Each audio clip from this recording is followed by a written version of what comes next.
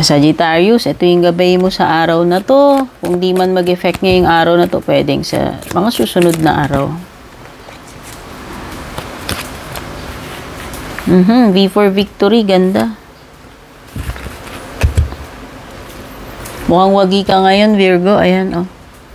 Kung ano man tong pinaplano mo, gagawin mo. Oh, basta, kung ano man itong ma-encounter mo, you will be victorious.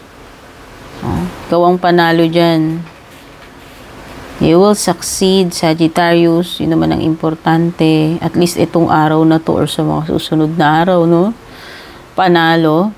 O, may ka-deal ka dito, lalaki. Pwedeng mas dark yung balat kaysa sa iyo or very dark yung hair.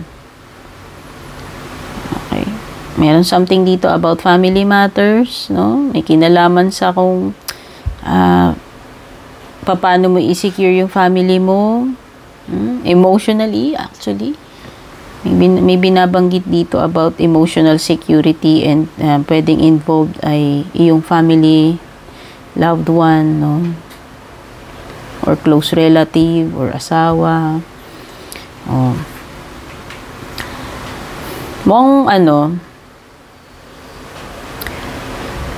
medyo magulo isip mo ngayon, Sagittarius, dito. Kailangan ma-make up mo isip mo. Hindi pwedeng hindi pwedeng pabago-bago yung isip. Maging firm ka, no? Or magkaroon ka ng specific na target or goal. Yun yung sinasabi dyan sa iyo, Sagittarius.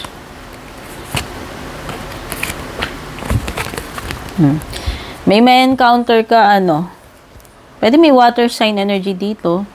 Okay. Okay. Kung wala man tao dito, Sagittarius, this is just an indication na, wag mong hayaang limitahan ka ng edad mo.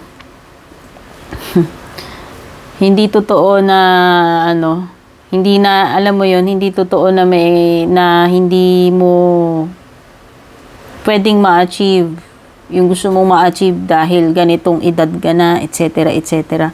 Ang ibig ko lang sabihin diyan, kung ano yung gusto mo, walang makakahadlang sa iyo kahit edad pa. No? Hindi totoo yon. It's never too late.